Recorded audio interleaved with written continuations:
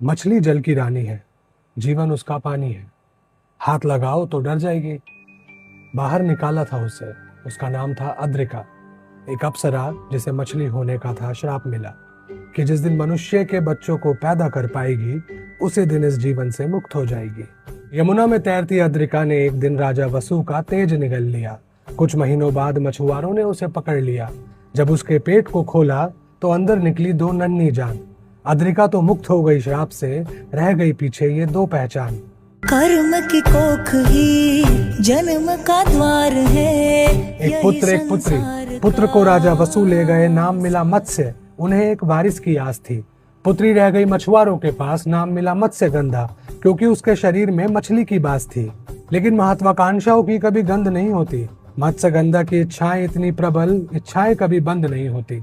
उसका हुआ ऋषि पाराशर से मिलन, शरीर की गंध मिटी, नाम मिला सत्यवती और पुत्र हुए कृष्ण द्वैपायन।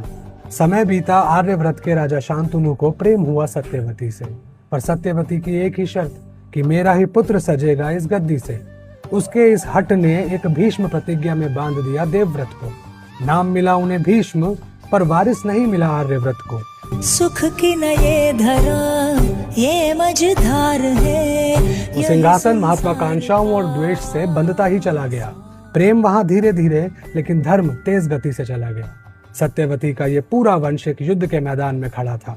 ऐसा कोई ना था जो आपस में कभी ना लड़ा था। इच्छाएं और द्वेष इतना प्रबल कि पूरे कुरुवंश का सर्वनाश हो गया। एक जोत बची थी किसी गर्भ में, पर क्रोध की अग्नि में उसका भी नाश हो गया। श्री कृष्ण, वासुदेव श्री कृष्ण थे वहां जिन्होंने उस गर्भ में नया प्राण दिया। उस परीक्षा में सफल हुआ था वो छोटा सा अंश, परीक्षित उसे नाम दिया। पता है वो गर्भ किसका था? उत्तरा का। उत्तरा थी रानी किस प्रदेश की?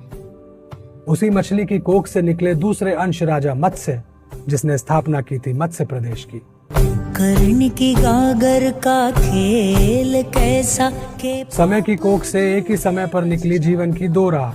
एक ने चुनी महत्वाकांक्षा और एक ने किया धर्म का वास। एक ने दिया समय समय पर धर्म को घाव और एक ने अंत समय पर दी मरहम की आस।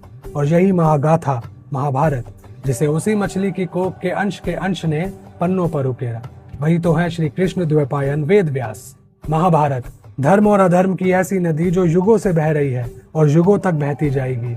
आज भी अद्रिका, वो अप्सरा, वो मछली जब आकाश से देखेगी नीचे तो शायद यही दोहराएगी कि मछली जल की रानी है, जीवन उसका पानी है। हाथ लगाओ तो डर जाएगी, बाहर निकालो तो अमर हो जाएगी। हरे कृष्णा।